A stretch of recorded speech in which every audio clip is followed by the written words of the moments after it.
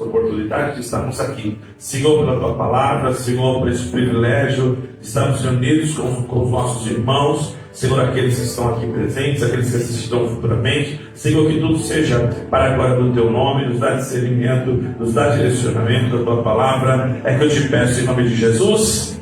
Amém, amém. Que Deus abençoe. Pode se sentar na igreja. Estou muito feliz que cada irmão, cada irmã que está aqui às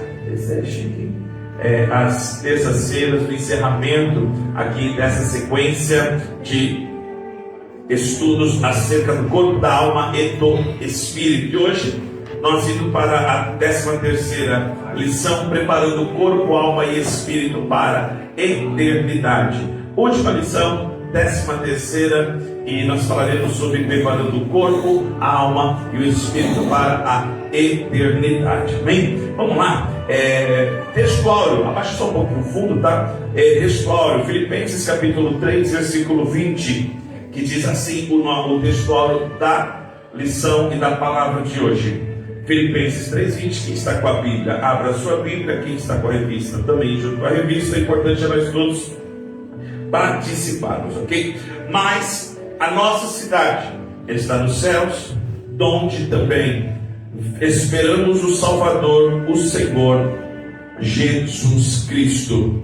Hoje, de forma prática, para encerrar esta maravilhosa lição, nós falaremos sobre o corpo, que aqui ele é limitado, mas crendo que nos céus nós seremos transformados em um corpo glorioso, e a nossa vida, que é contemplada, que é formada de corpo, de alma e de espírito, ela em todo estará subindo aos céus. Amém? Então vamos lá. Eu convido você a participar da leitura bíblica, que está no livro de Tito. Tito, capítulo de número 2, o versículo 11 ao 14. Livro de Tito, verdade, ou melhor, é o texto bíblico básico. Livro de Tito, capítulo 2, 11 ao 14. E depois nós vamos para 1 Pedro 13, 16. Textos que nós vamos estar citando e explicando ao longo deste estudo. Diz assim, texto bíblico, Tito 2, 11 e 14. Eu vou ler o 11, aí eu vou pedir para os irmãos, as irmãs, lerem o 12, depois o 13 eu leio, depois o 6 e o 14. Amém, irmãos? Amém. Tem na revista, mas eu gostaria que você também acompanhasse na tua Bíblia. Porque a graça salvadora de Deus se há manifestado a todos os homens. O 11, ou o 12, né? Perdão.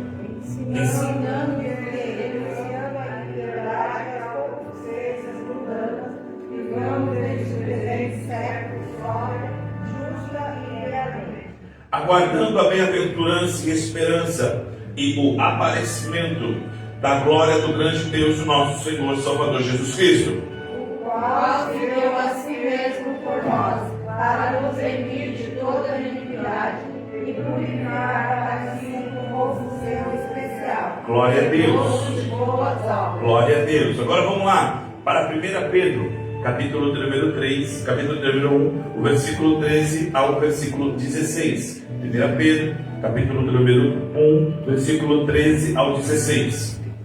Vou ler o 13. Portanto, cingindo os vossos lombos, os lombos do vosso entendimento, sede sóbrios e esperai inteiramente na graça em que se vos ofereceu na revelação de Jesus Cristo. O 14. Como filhos obedientes, não vos conformando com as conveniências que antes havia em vossa ignorância. Mas, como é santo aquele que vos chamou, sede vós também santos em toda vossa maneira de viver. 16. Porquanto está escrito: sede santos, porque eu sou santo.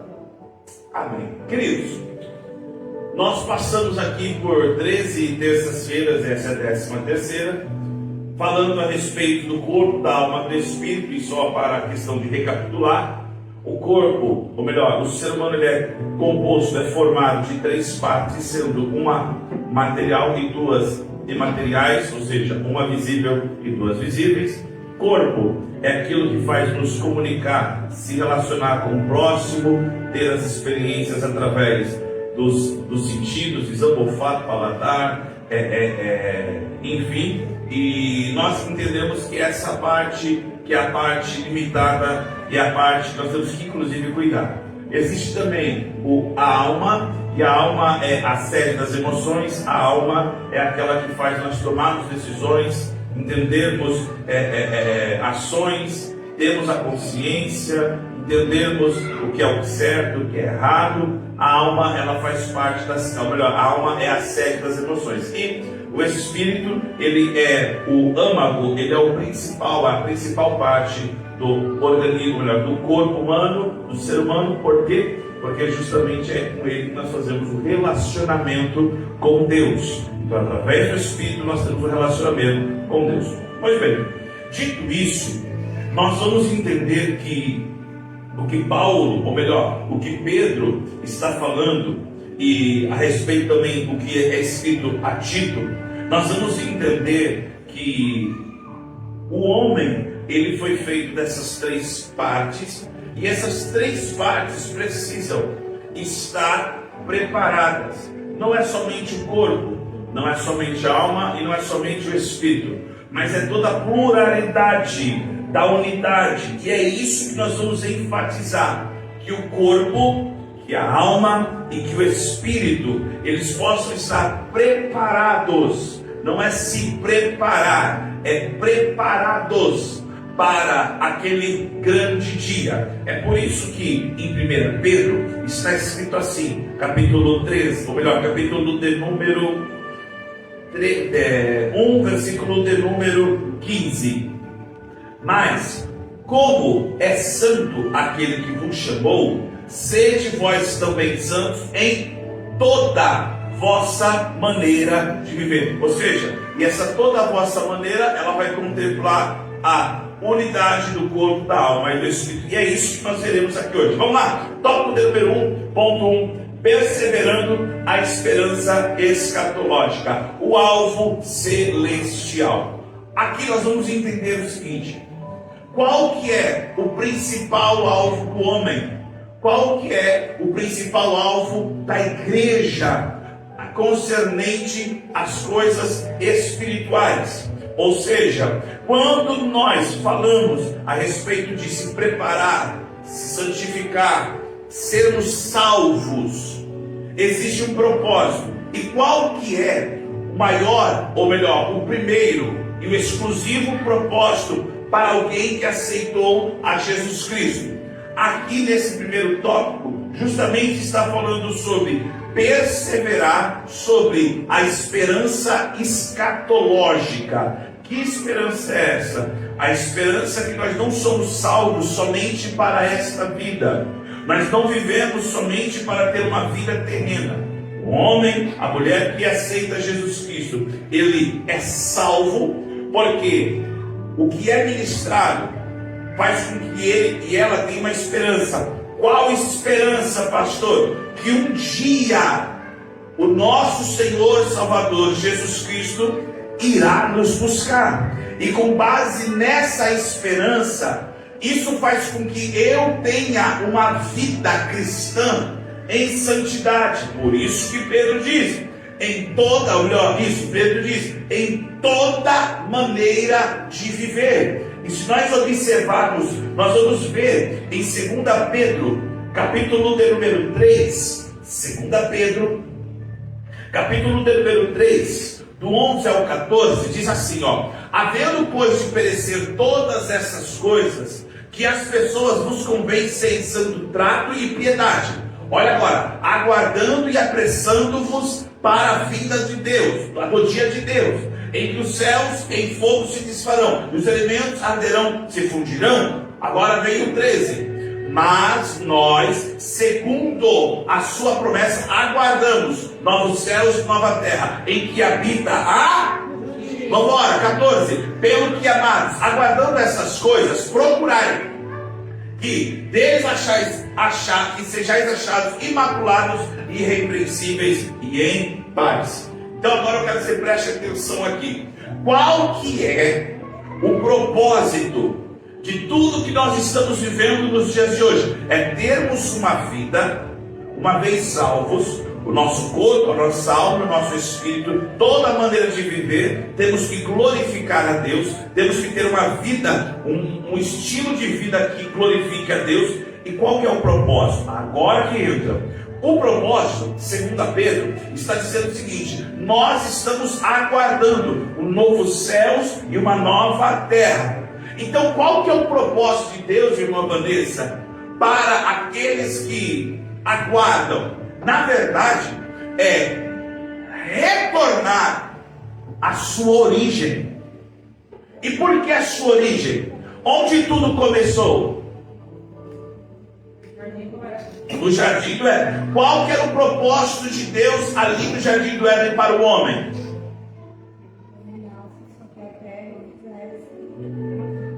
Ele dominasse sobre toda a criatura, e ali ele tinha o quê? O privilégio de somente cuidar, não trabalhar, cuidar, e daquele fruto que vinha das árvores frutíferas ele se alimentar. O que aconteceu? Por causa da desobediência, o propósito original para o homem se perde por causa do pecado.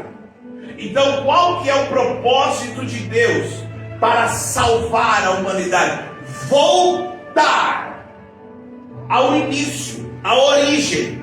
E que origem é essa? O homem foi feito como coroa da criação, exclusivo para adorar a Deus. E tanto é que um dos privilégios que o homem tinha, qual que era? Toda virada de tarde, Deus, olha só, Deus tinha um relacionamento com Adão. Ali eles se conversavam, ali eles dialogavam. Por causa do pecado, da desobediência, isso foi quebrado. É por isso que em Gênesis 3, 4, 5, eu só estou aqui resumindo, vai justamente enfatizar disso. Até que a serpente, ela vai distorcer aquilo que Deus havia falado. E aí eu vou explicar uma coisa, e não isto é da minha cabeça, isso é um consenso. A palavra pecado, de uma forma resumida, global, ela significa errar o alvo. A palavra pecado, no seu sentido global, ela vai ter o significado de errar o alvo. Por que, pastor? O alvo do ser humano, o propósito de Deus para o ser humano, qual que era? Ele adorar, ele dominar sobre todas as coisas, ele ser um homem, desfrutar a sua vida com a sua mulher. Aí vem a serpente, Satanás, ele vem, então faz com que Adão e Eva errem o alvo. Errando o alvo, o propósito agora é distanciado. Tanto é que Deus tira Adão e Eva para eles não continuarem tendo uma vida pecaminosa. Eles não poderiam comer da árvore da vida, uma vez que já sabiam o que era certo e o que era errado. Então vamos lá. Se o propósito começou no jardim e agora o homem é afastado do jardim, é Deus enviando o seu Filho para quê? Para que todo aquele que ele crê não pereça, mas tenha vida eterna. Então, a vida de Cristo é para corrigir esse alvo. É para que nós tenhamos uma vida correta. E para quê? Para que Jesus nos salvou? Vamos lá.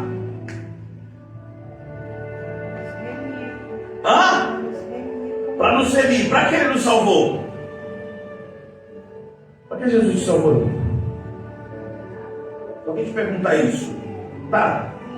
Jesus te salvou para quê? Não é possível. Aqui. De onde? Morte do quê? Morte eterna. Então, peraí. Se Deus fez um homem à sua imagem e semelhança, os irmãos concordam que até Adão e Eva desobedecerem, eles não tinham pecado? Ok? Então, se eles não tinham pecado, Adão ia morrer? Não. Eva ia morrer? Não. E por que agora eles passaram isso foi na primeira lição, hein? E por que agora eles passaram a ter essa condenação? Por causa do pecado, ok? Então o salário do pecado é a morte. E que morte? Então Jesus Cristo veio nos salvar do quê? Para onde? Para onde? Para o céu. Está vendo que é uma pergunta fácil de responder? Ou não sei se eu complico. Será que eu complico? Se alguém se pergunta assim, tá, Jesus te salvou para quê? Então quer dizer que eu sou salvo para voltar para a minha origem. E aí, Satanás ele fez errar o alvo. Errando o alvo, aí nós já vimos. Deu problema no corpo, deu problema na alma e deu problema no espírito. Por isso que em Colossenses capítulo 1, versículo de número 3, hoje, irmão, vai ser quente o negócio. O negócio vai ser bem... Tem umas verdades que eu preciso falar aqui. Colossenses capítulo 1, 3 ao 5. Graças damos a Deus, Pai de nosso Senhor Jesus Cristo, orando sempre por vós, por quanto ouvimos da nossa fé em Cristo Jesus e do amor que tens para com todos os santos. Olha agora. Por causa da esperança que vos está reservada no céu, do qual já antes ouviste, pela palavra da verdade do... Então qual a esperança que nós temos uma vez vivendo aqui nessa terra? É que um dia seremos salvos. Salvos do quê? Do dia do Senhor. E nós sabemos muito bem, um exemplo muito prático para nós associarmos, é quando Deus falou para Moisés, para todo mundo que estava no Egito, para todos os hebreus, sacrificarem um cordeiro e cada um comer na sua casa, não é isso? E fazer o quê? O sangue nos umbrais da casa, não é isso? O que aconteceu naquele dia? Duas situações distintas. Para fora da casa, a morte. Mas para quem tinha cordeiro, vida. O grande dia do Senhor, quando Jesus voltar, será dois sentimentos distintos.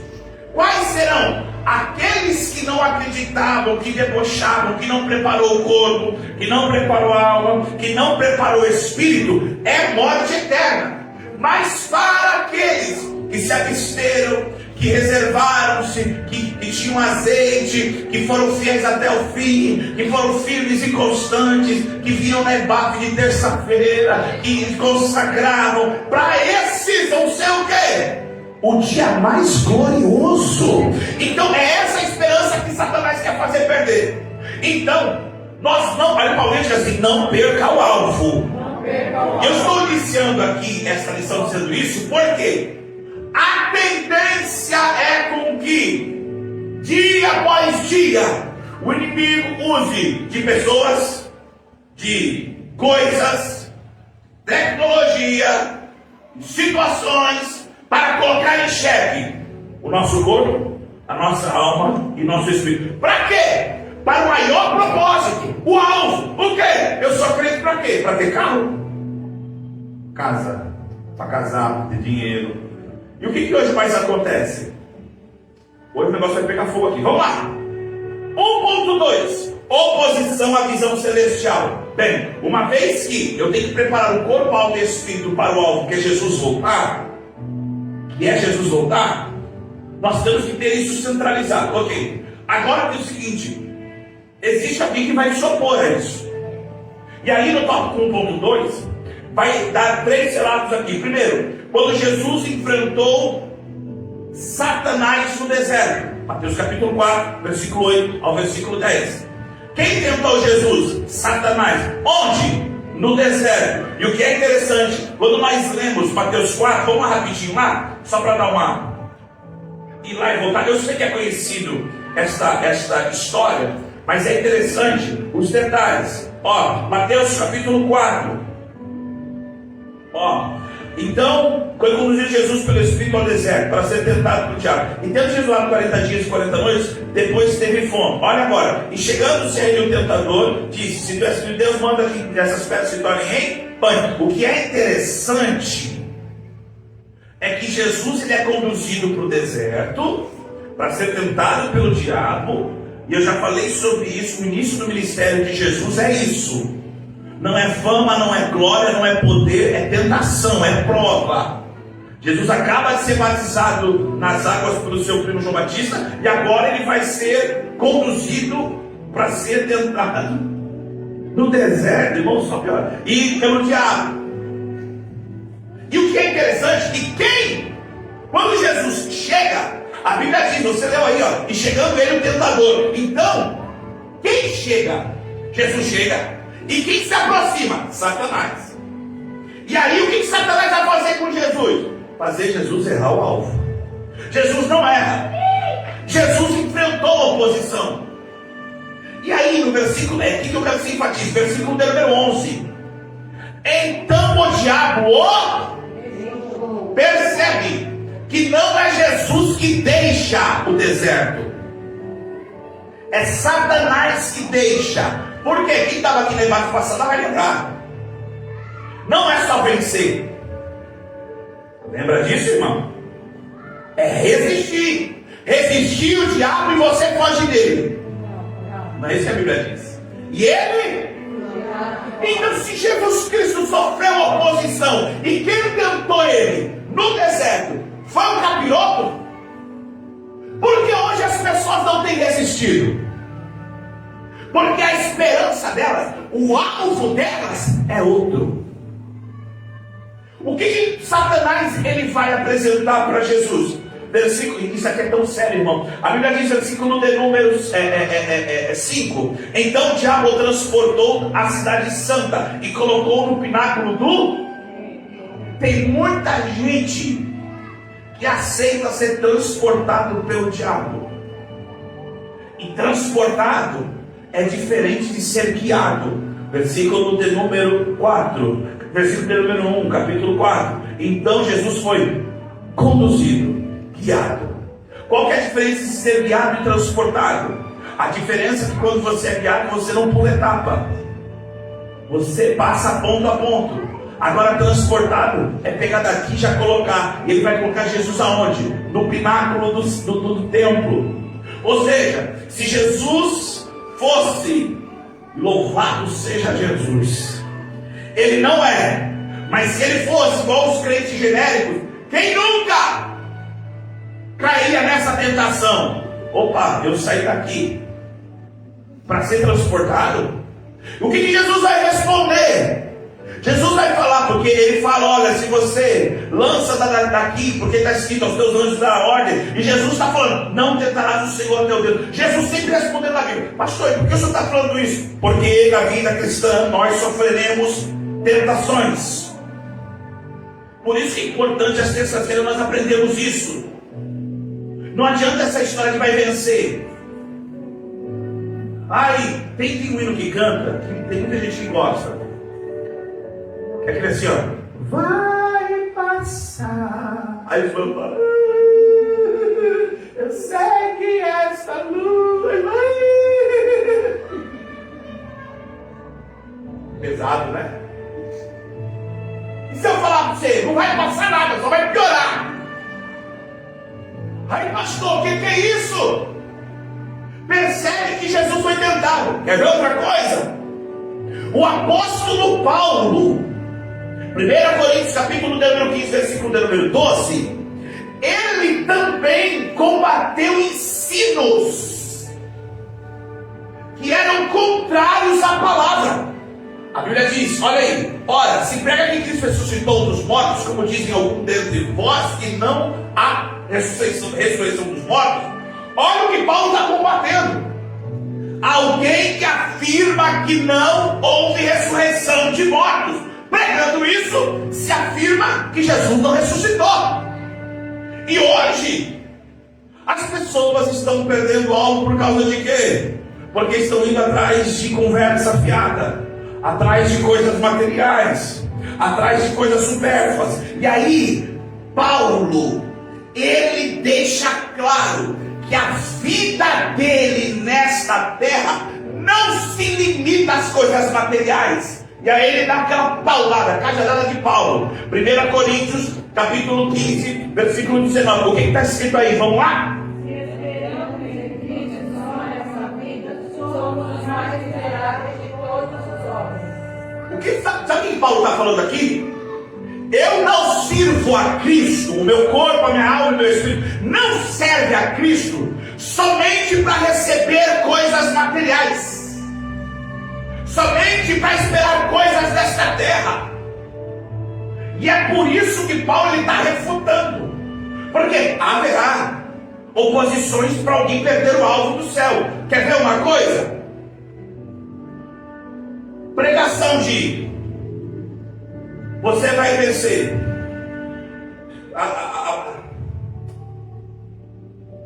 Irmão, eu estou preocupado. Eu vou falar essas coisas, eu estou me vendo.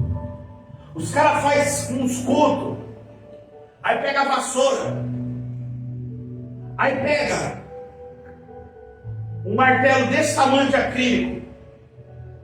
Já viu?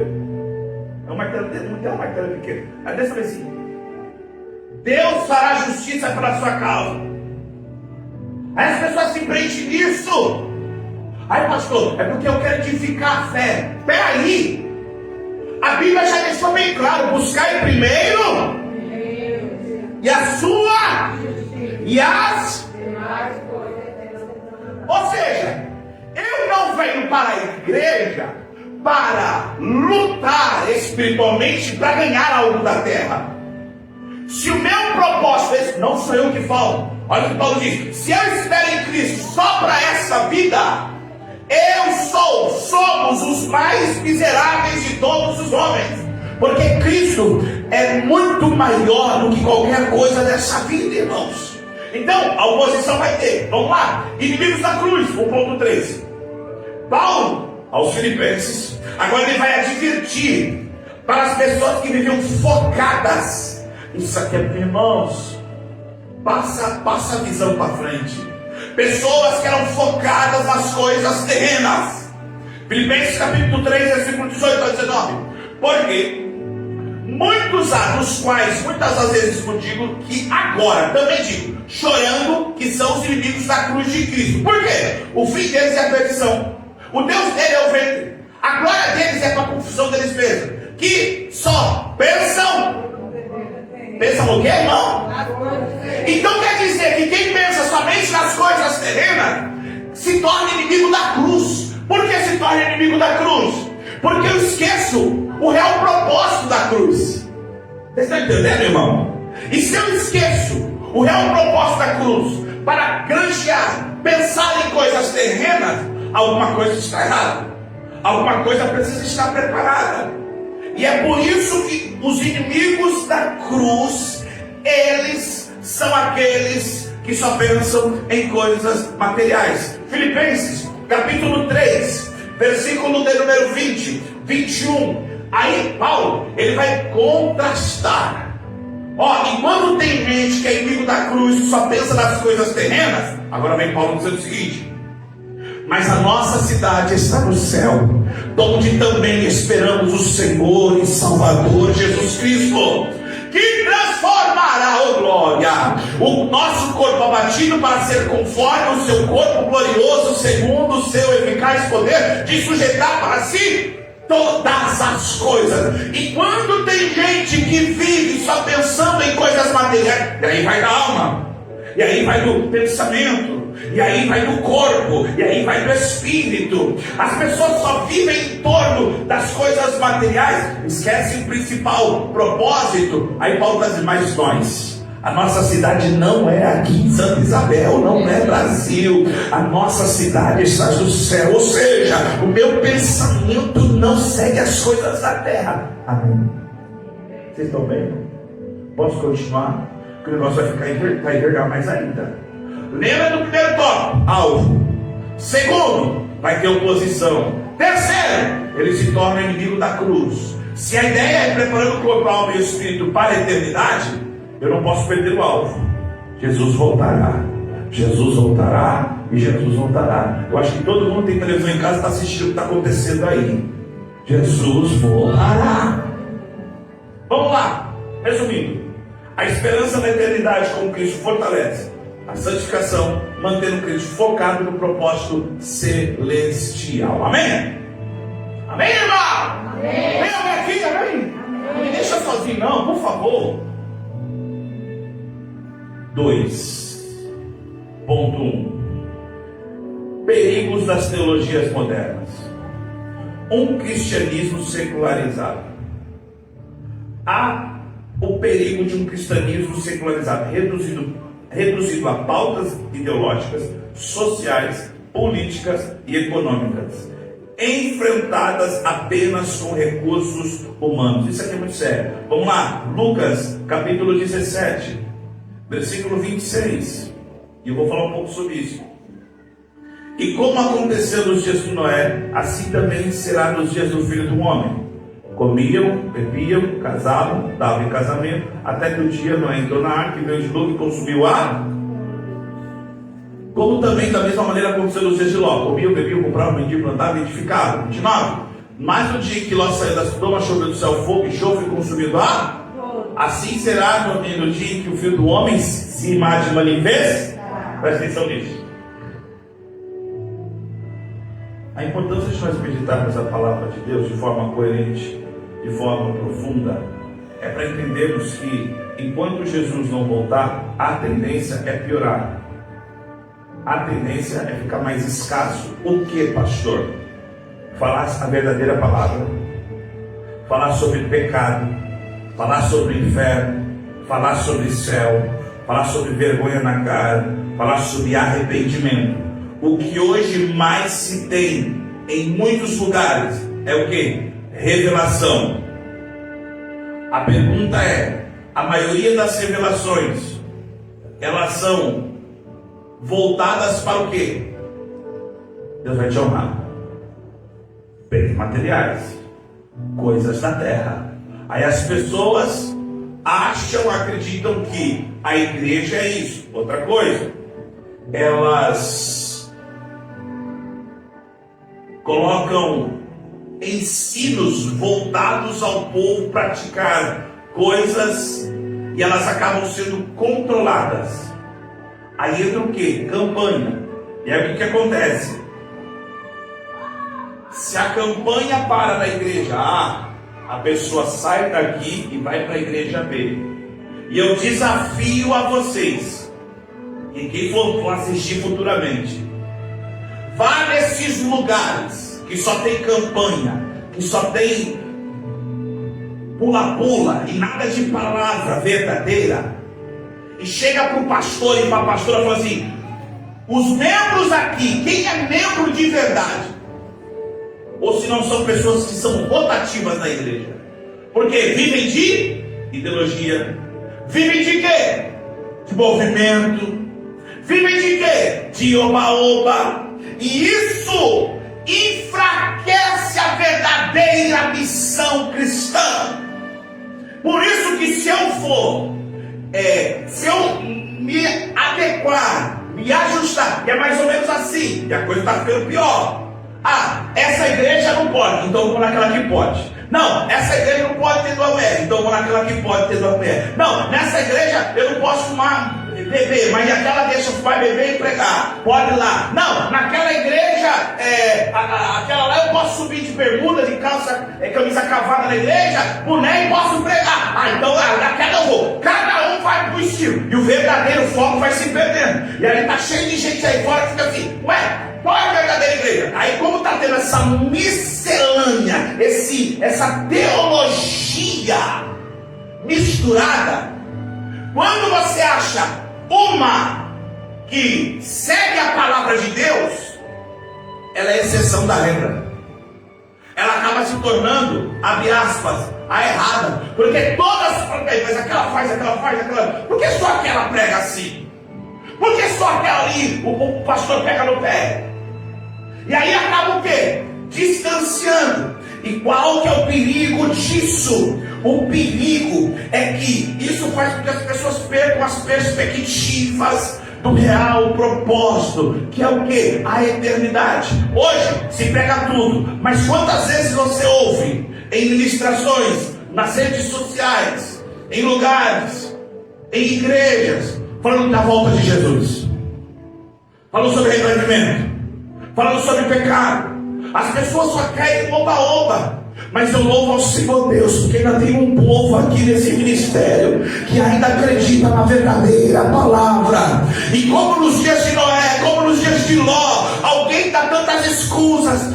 se preocupa em beber, comer, se casar, ainda se casar, mas um dia a porta da arca vai fechar, um dia o fogo do céu vai descer, e eu louvo a Deus, porque nós não estaremos aqui, nós estaremos com Jesus nos ares.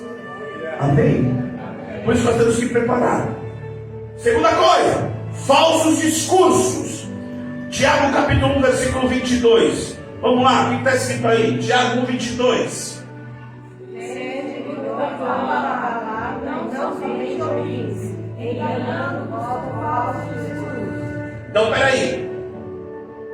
Eu não adianta somente ser ouvinte. Eu disse isso aqui domingo e vou dizer novamente. Quantas pessoas que estão pensando em 2026 e falaram assim: agora vai, agora eu vou. Aqui dentro chora, pula, rodopeia, faz tudo aquele negócio que quem olha e fala assim: meu Deus, agora vai mesmo. Mas é só um momento aqui.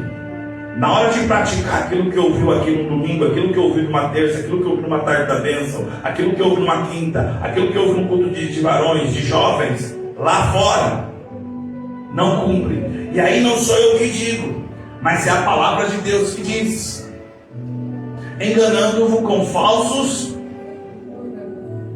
Irmãos, uma das minhas maiores preocupações é justamente isso.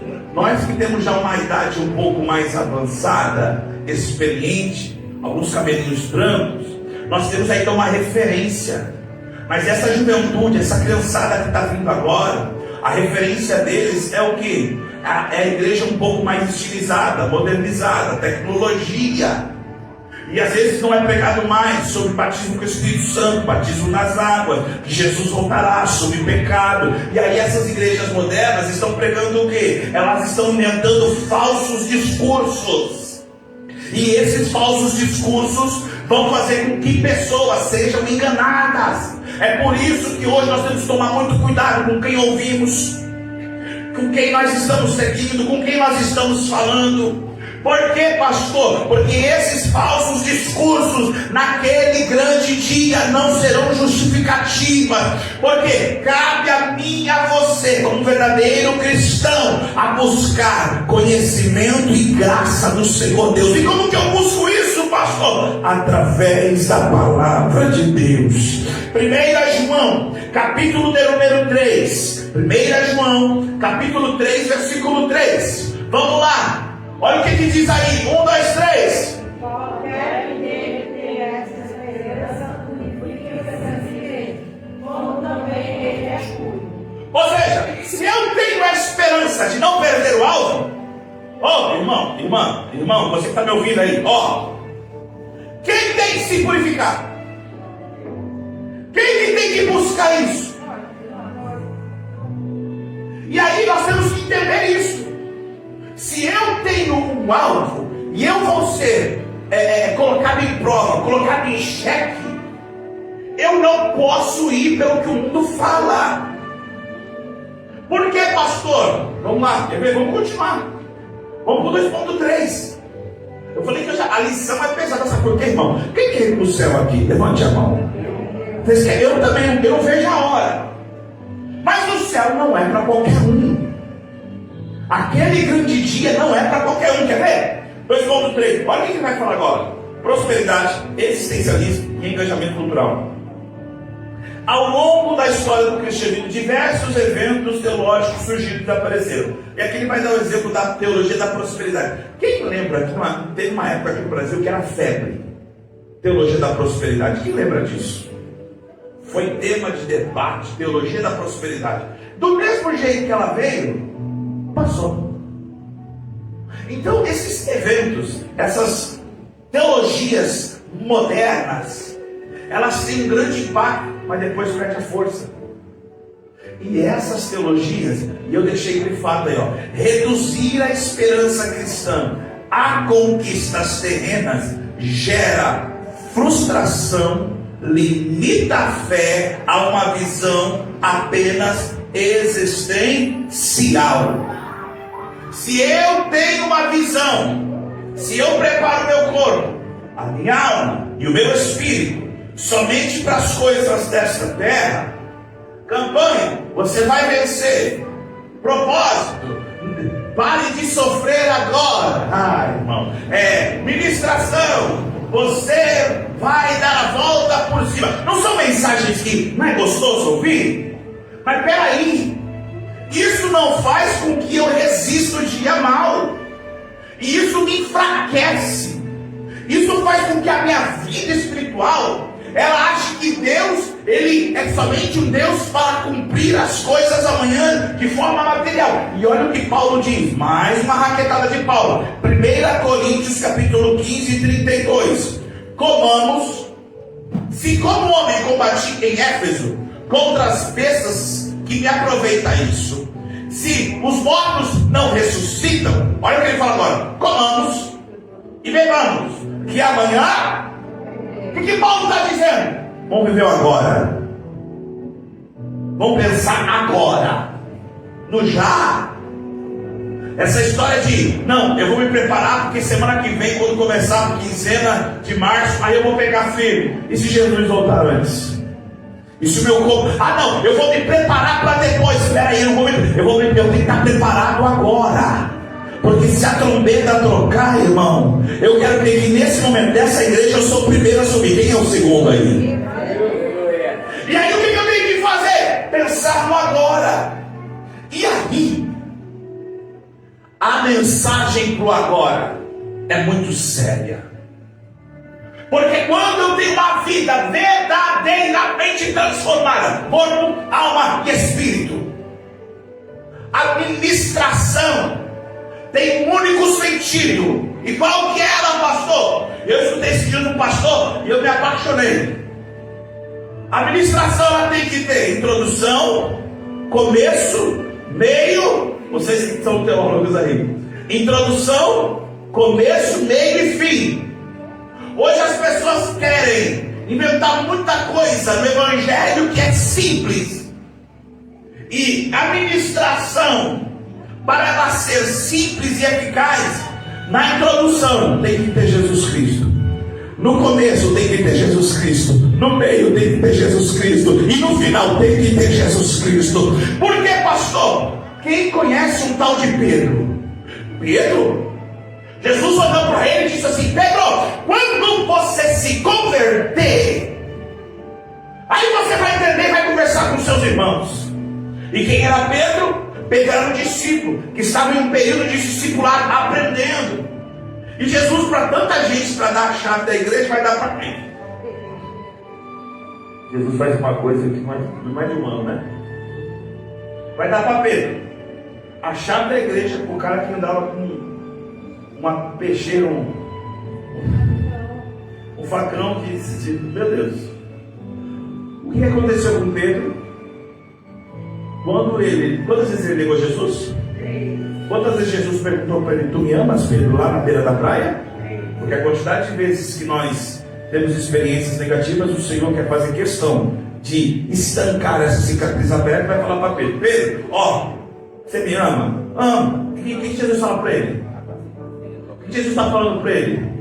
O que eu combinei com você lá atrás ainda está de pé. Por 3 vezes. Aí, o que aconteceu? Atos 2, nós falamos isso aqui domingo. Qual que é a primeira ministração de Pedro, depois que todo mundo fala que está todo mundo bêbado às 9 horas da manhã? Atos capítulo 3, versículo número 19.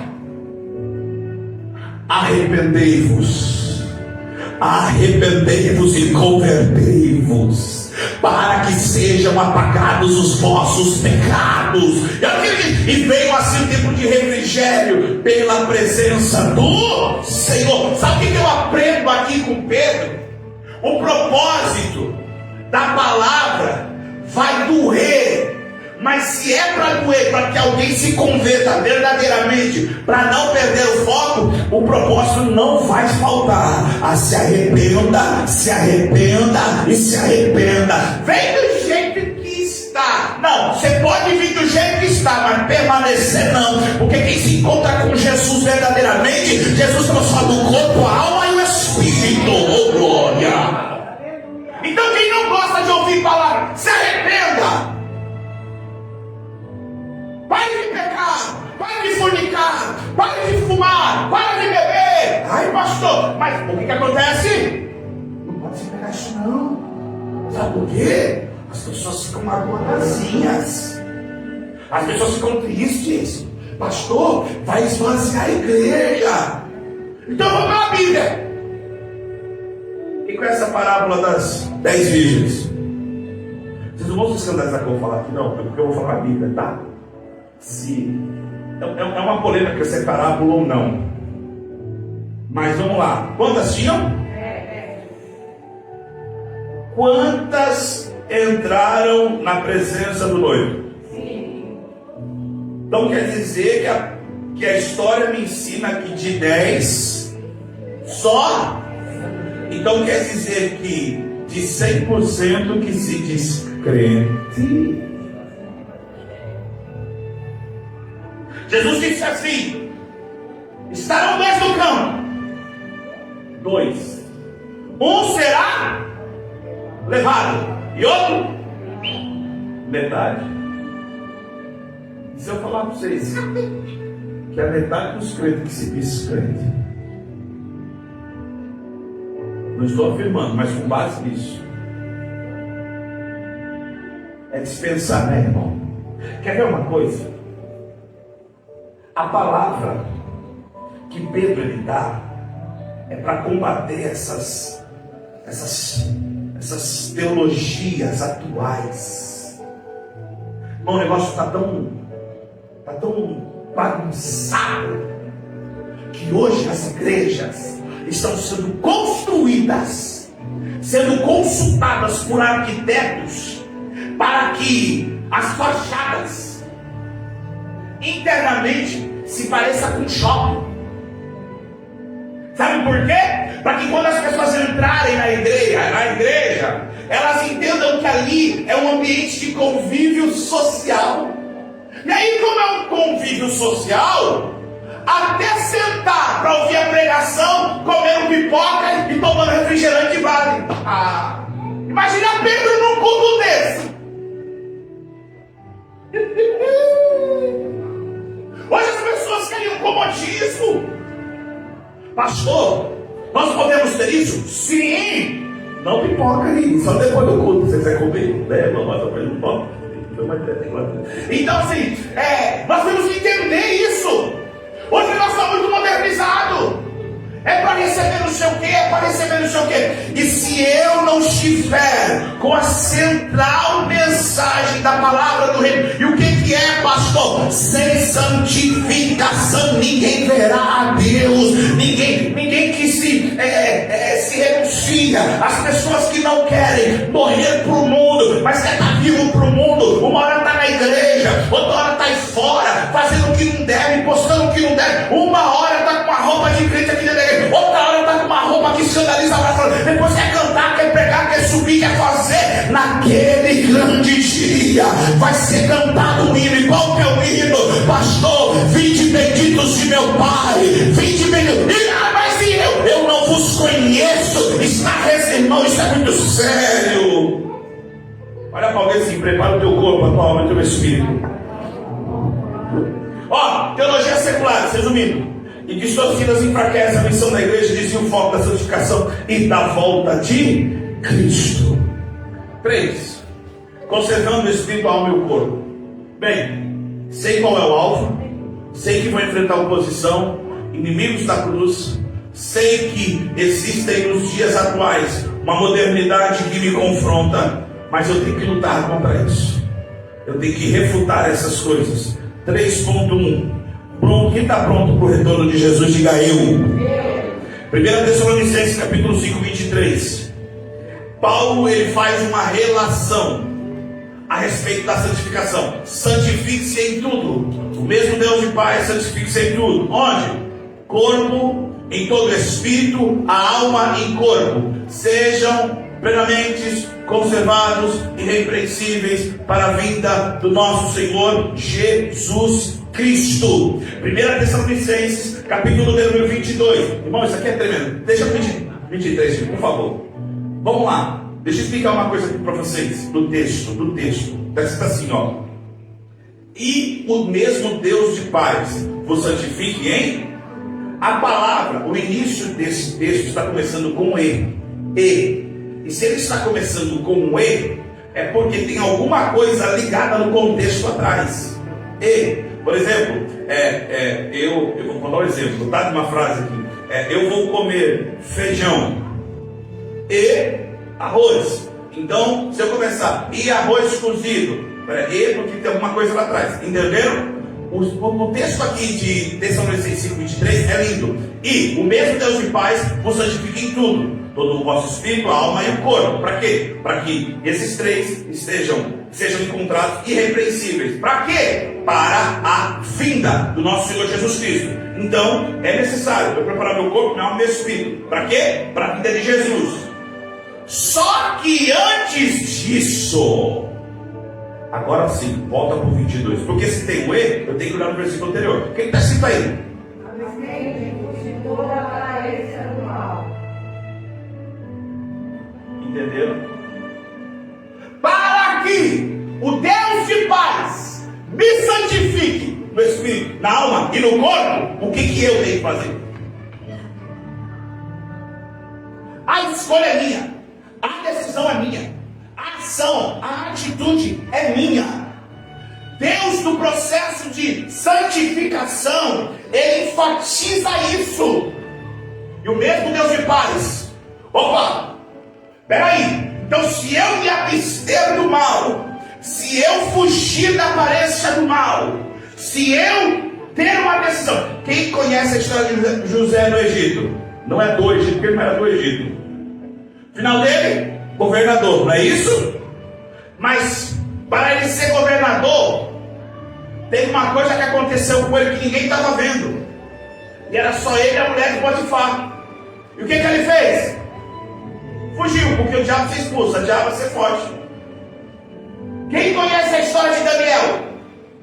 Daniel, ele foi honrado pelos reis que passaram, não foi? Dario, Nabucodonosor, não foi? Mas qual que foi o início da história de Daniel? O que ele fez no começo?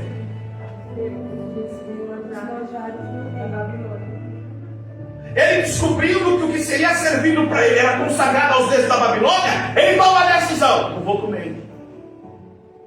Vamos combinar um negócio aqui. Será que era comida ruim? Para quem veio como cativo, para quem veio como prisioneiro, chegar lá com uma e rei, será que comia ruim? Será que? A Bíblia diz banquete, obrigado, padre. Banquete. O que Daniel fez? Não quero não. Interessante que todo mundo vê o resultado, mas ninguém quer se abster. Todo mundo quer ter vitória, todo mundo quer receber. E eu louvo a Deus por vocês estarem aqui. Eu agradeço a Deus por cada um de vocês. Eu sei que é um esforço. Eu sei que cada um renunciou de uma forma para estar aqui hoje.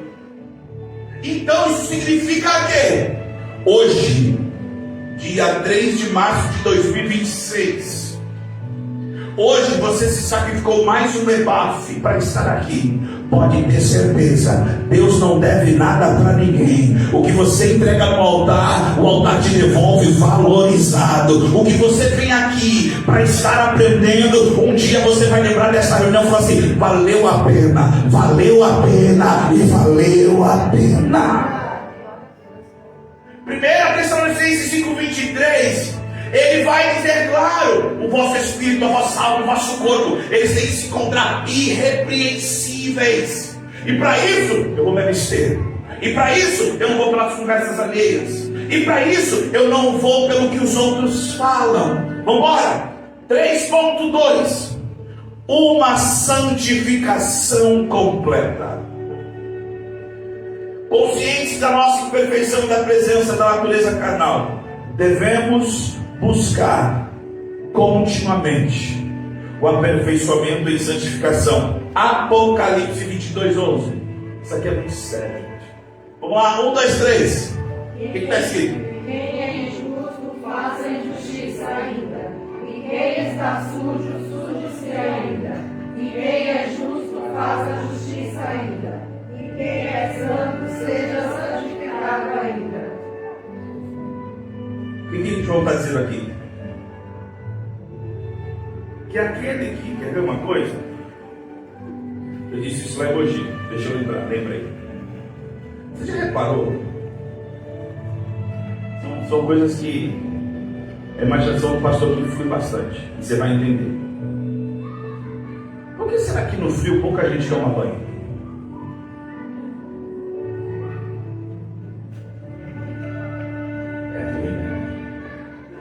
Por quê? Porque tá frio, né?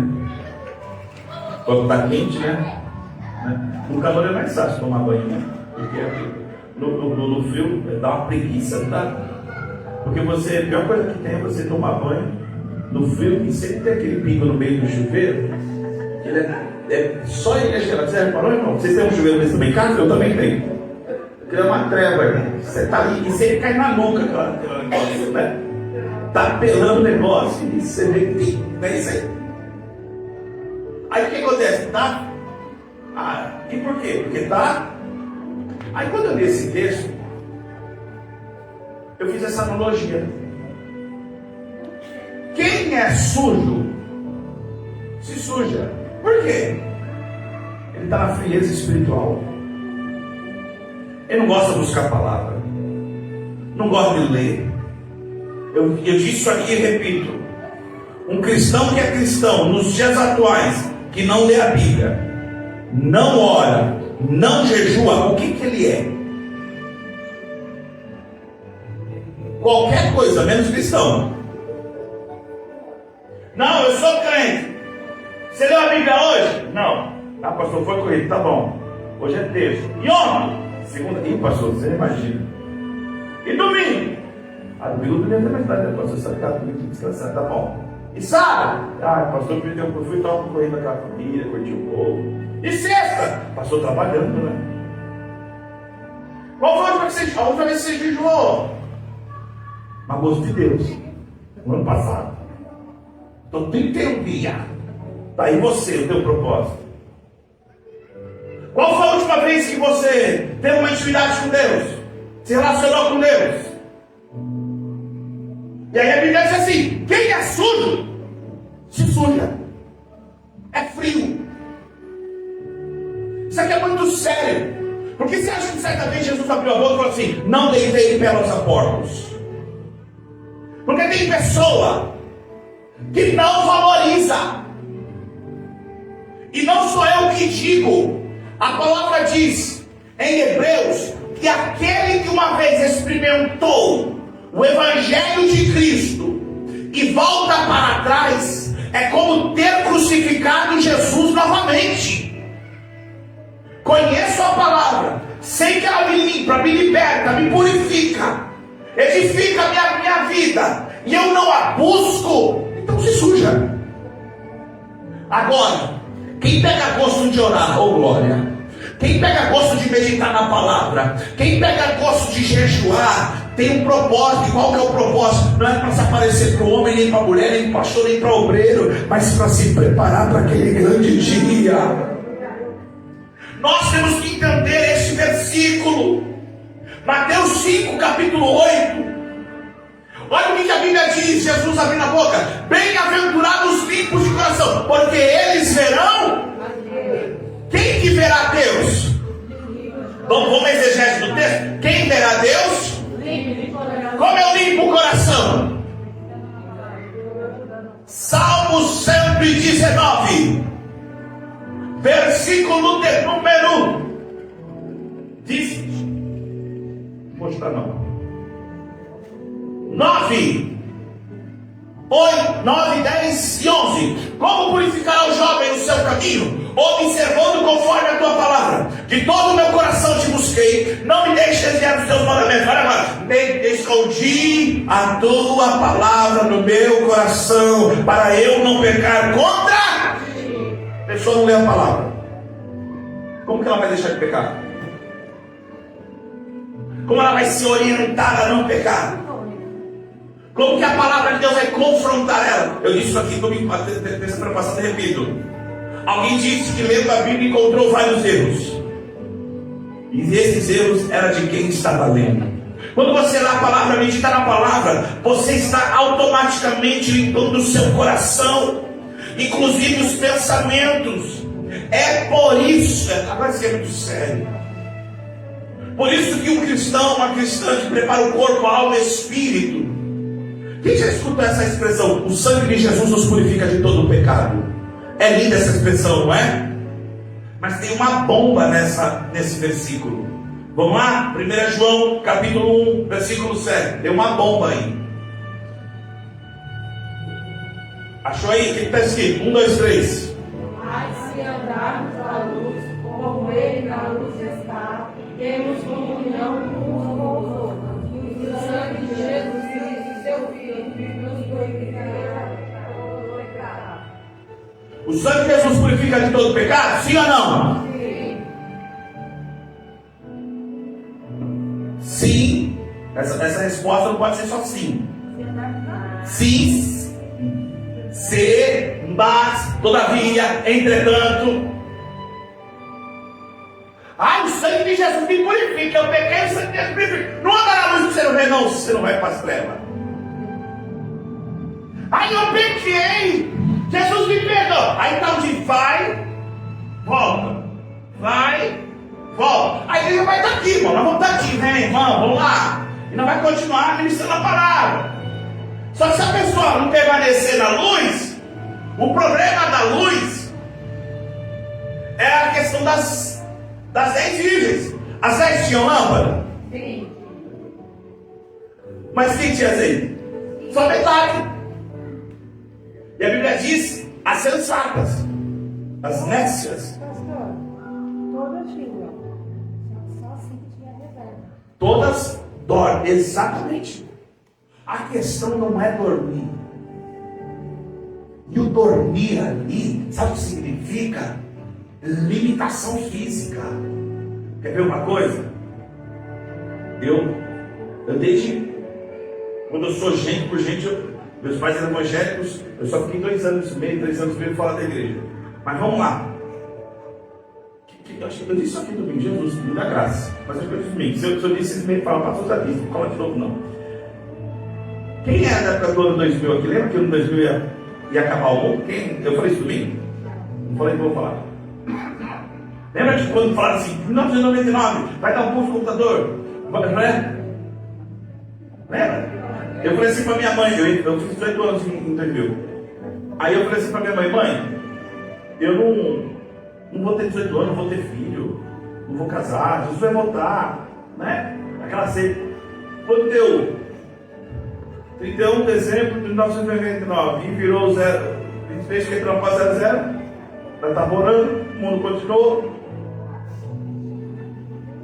Estou em 2026, filho de 14 anos, filho de 11, e eu não posso perder o propósito. Mas a fala de dormir também com relação ao tempo, né? Tardando o esposo. O tempo é o tempo. Demora, a gente basicamente a tendência é dormir. Mesmo que o esfriamento seja próprio. Então, porque o problema não é dormir. O problema é ter uma reserva. E essa reserva do azeite, vamos lá, azeite é combustível. Hoje, se o Espírito Santo é o combustível da igreja e é Ele que intercede por nós com gemidos inexprimíveis, a pergunta é essa: se o meu espírito, eu disse terça-feira passada, se o meu espírito não conversa, não tem o hábito de se relacionar com o Espírito Santo que intercede por mim junto ao Pai, como naquele dia Ele me levará até o Pai? Se o meu espírito não está ligado, se eu não me dedico, é por isso, irmãos, que esta lição, encerrando o texto aqui, é impossível pelas nossas forças nós continuarmos, pelo nosso intelecto, nós não conseguiríamos. É por isso que o meu corpo, minha alma e espírito é um conjunto. Vai ter dia que você vai orar sem vontade de orar. Ore. Vai ter dia que o teu corpo não vai ter vontade de vir para a igreja. Venha. Vai ter dia que vai acontecer de tudo para você não orar, não jejuar, para ler a palavra. O que é interessante é que você está no celular. Você fica lá 2 horas sem piscar, praticamente vendo tela de celular. Se você parar e pegar a Bíblia, é um negócio de doido. Automaticamente. Aí o que a pessoa faz? Pega, deixa a Bíblia e volta para o celular. E por que não insiste? E por que não? Eu vou aqui, eu vou lutar. Eu vou continuar. O que Deus disse para Josué quando Moisés acabou de ser assunto, o mistério de Moisés, morreu? Josué, Deus falou para Josué: meu camarada, assim como eu fui com Moisés, serei contigo. Mas faz o seguinte, meu irmão, medita, viu? Dá teus pulos. Faz a tua parte. Hoje, como nós cremos que Jesus Cristo voltará, a santificação, ela tem que contemplar todo o ser do ser humano, o corpo, a alma e o espírito. O corpo deseja coisas corruptíveis. O corpo tem que se cuidar, tem que tratar do corpo, mas também os desejos do corpo, com uma alma que não está guiada pelo Espírito Santo, ele vai ter vontade de tomar o que não é para tomar, beber o que é para beber, comer o que não é para pegar o que não é para pegar, olhar o que não é para olhar. Então tem que ter cuidado com o corpo. Não vou fazer isso. Eu quero colocar uma tatuagem aqui, só um coraçãozinho para dizer meu love. Irmão, isso é muito sério. Ai, que tá na moda agora é fazer não sei o que, as calças, irmão. Eu fui comprar um terno. Aí, como que é o nome da desgraça? Slim. Bom, quando eu coloquei, não passou nem na minha canela. Eu falei: que terno é isso aí, cara? Tá na moda, você não tem poder, meu. Não, porque tá na moda. Aí eu vou falar, irmão, cuida de corpo. É umas calças social agora que tem que mostrar um pau na canela, você já viu?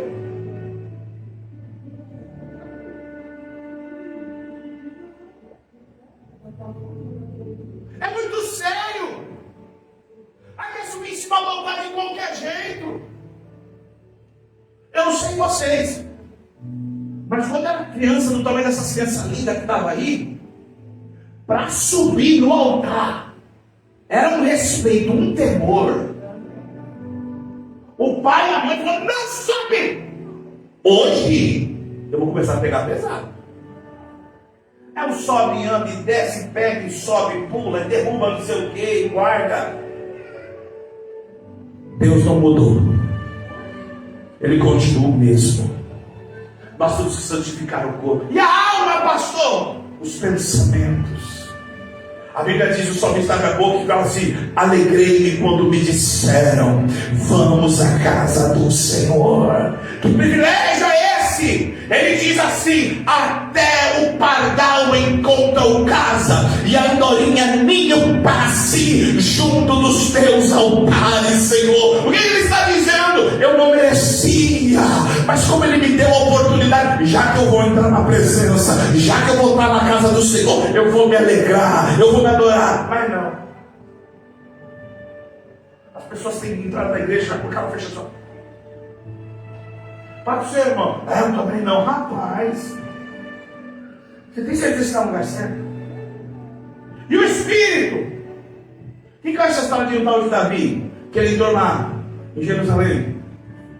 Aí a Bíblia diz que ele, quando viu a arca, o que ele fez, irmão? Ele dançou. Quando bota o Espírito, ele falou: agora que eu vou para lá. Aí tinha uma filha de um riquinho que era a esposa dele, né? Tal de Mical. Falou o que para ele? Você é um vadio. Olha aqui, você é esposa. Você dança assim? Que Davi falou: rapaz, antes de você, eu já falava com Deus lá nos palácios. Por isso que uma das missões que eu disse aqui, João capítulo 17, 14. Isso aqui é muito sério. E uma das lições nós aprendemos isso. Quem é maior na sua vida? A sua esposa, seus filhos, seu marido? Ou é Deus? Se for para escolher entre teu marido e Deus, quem você escolhe? Se for para escolher entre teus filhos e Deus, quem você escolhe? Isso é muito sério. João 17, 14. Dê-lhes a tua palavra, e o mundo os odiou. Quem é do mundo odeia a palavra. E se odeia a palavra, agora ele diz assim: porque não são do mundo, assim como eu não sou do mundo. O que ele está dizendo? Nós andamos por esse mundo, mas daqui não somos. E se eu quero ter uma vida naquele grande dia, irmão, toda vez que eu falo isso, meu corpo se arrepia.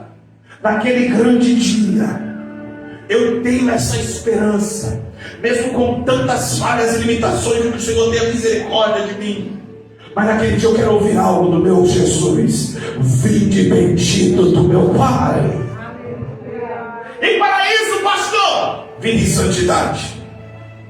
Como peregrinos, olha que lindo, 1 Pedro 2,11, oh glória. Como peregrinos e forasteiros, olha que nós devemos manter ardente no nosso coração. Amado, peço como peregrinos e forasteiros, que vos abstenhai das coisas carnais, que combatem contra a alma. Ou seja, Pedro está dizendo, enquanto estamos aqui, nós somos forasteiros e peregrinos. E quando você vai para uma cidade somente para passar um dia, você leva tudo da tua casa. Por quê? Você tem a esperança que é só uma passagem. O início começou lá no jardim do Éden.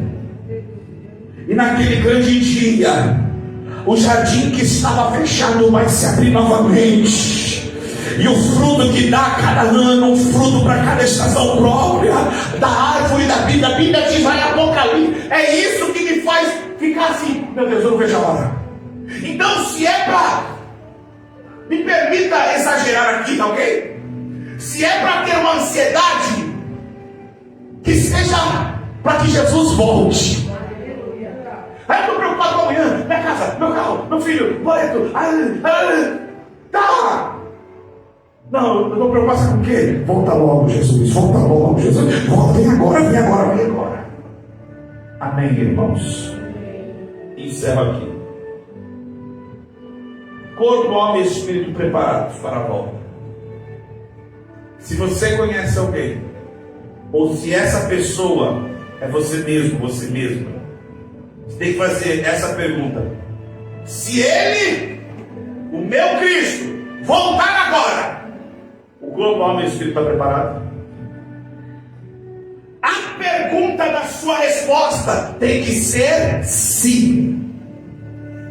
Se por algum momento passar na mente, então o negócio aí para ajustar. Toca o seu jeito na hora. Para Senhor Jesus, Senhor de mim, esse negócio aqui, a vontade de fazer isso aqui. E o negócio é tão sério que Jesus falou o quê? Se o impedimento para você subir o céu for o teu olho, o que ele falou? O que ele vai fazer?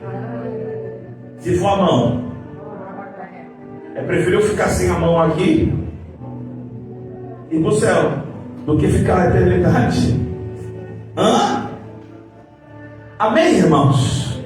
Que Deus abençoe.